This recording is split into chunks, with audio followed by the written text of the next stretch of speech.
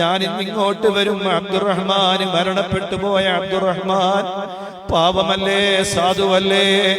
നല്ല വീടിന്റെ പണി ഇങ്ങനെ നടന്നുകൊണ്ടിരിക്കുകയാണ്. യാ റബ്ബ്, യാ റബ്ബ്. ചെറിയ മക്കൾ ഇങ്ങനെ അടുത്തേക്ക് വന്നു. 3 വയസ്സുള്ള മോള്, 1.5 വയസ്സുള്ള മോന്. ഞാനും ഇങ്ങനെ ഓർത്തുപോയി, ഞങ്ങൾക്കും ഇങ്ങനെയുള്ള മക്കളുണ്ടല്ലോ.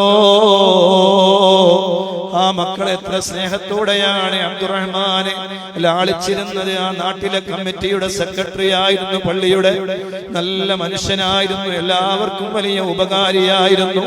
അതേ അക്രമകാരികൾ കൊല്ലാൻ വേണ്ടി കൊണ്ടുപോകുമ്പോ അതേ കൊല്ലുന്നയാളുടെ അമ്മയെയും മകളെയും വാഹനത്തിൽ കയറ്റിയിട്ടാണ് കൊണ്ടുപോയത്.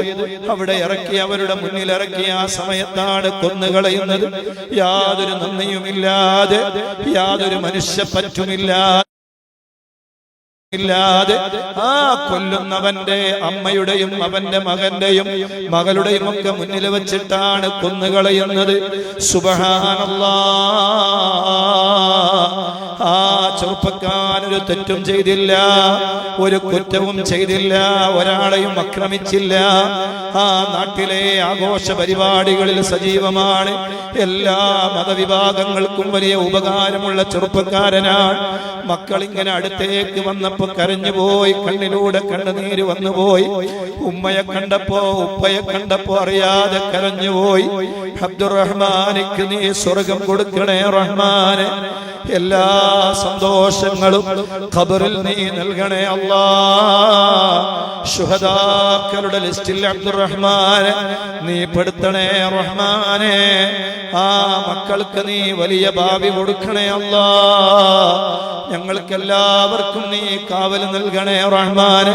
ഒരു അപകടത്തിലും പെടുത്തല്ല അല്ലാഹ്, ഒരു അക്രമത്തിലും പെടുത്തല്ല അല്ലാഹ്, ഒരു സ്പർദ്ധയിലും പെടുത്തല്ല അല്ലാഹ്, ഒരു ഗളാഠയും നൽകല്ല അല്ലാഹ്. അല്ലാഹുവേ, ഞങ്ങളോട് ദുആ കൊണ്ട് വസിയ്യത്ത് ചെയ്ത് ഏൽപ്പിച്ച എല്ലാവരുടെ എല്ലാ മുറാദുകളും നീ ഹസുലാക്കണേ അല്ലാഹ്. അല്ലാഹുവേ, വിവാഹപ്രായമായ ആണിനും പെണ്ണിനും ഖൈറായ ഇണകളെ കൊടുക്കണേ അല്ലാഹ്. അല്ലാഹുവേ, ഇസ്സത്തുള്ള ജീവിതം തരണേ അല്ലാഹ്. ഞങ്ങളെ മക്കളെ നീ നല്ല മക്കളാക്കണേ അല്ലാഹ്, അതബുള്ള മക്കളാക്കണേ അല്ലാഹ്. ദുനിയാവിലും ആഖിറത്തിൽ ഉപകരിക്കുന്ന മക്കളാക്കണേ അല്ലാഹ്. അഹ്ലുബൈത്തിന് വീട് നിർമ്മിച്ചു കൊടുത്തു. അഹ്ദേ മദനിയം കുടുംബം